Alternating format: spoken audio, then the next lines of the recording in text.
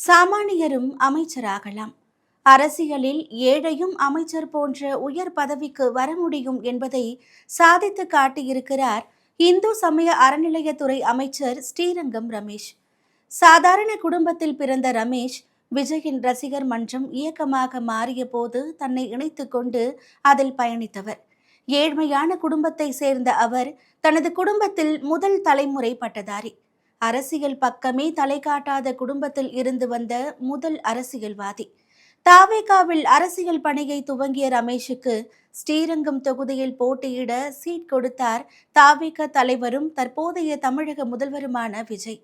பணக்காரர்களுக்கு மட்டுமே அரசியல் என்ற நிலையில் பணபலம் இல்லாத ரமேஷ் தேர்தல் செலவுகளுக்காக தனது சொந்த வீட்டை அடகு வைத்து பிரச்சாரத்தில் ஈடுபட்டாராம். திமுக அதிமுகவை ஸ்ரீரங்கத்தில் வீழ்த்தி வாகை சூடிய அவரை அமைச்சராக்கி அழகு பார்த்திருக்கிறார் முதல்வர் விஜய்.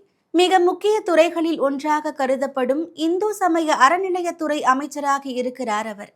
மகன் அமைச்சரானாலும் எந்த பந்தாவும் இல்லாமல் அவரது தாயார் இன்னும் சமையல் வேலைக்கு செல்வதுதான் வியப்பு.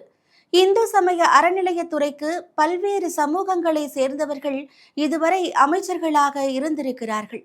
ஆனால் முதன்முறை ஒரு பிராமணரை அந்த துறைக்கு அமைச்சராக்கி திராவிட கட்சிகளை அதிர வைத்திருக்கிறார் முதல்வர் விஜய்.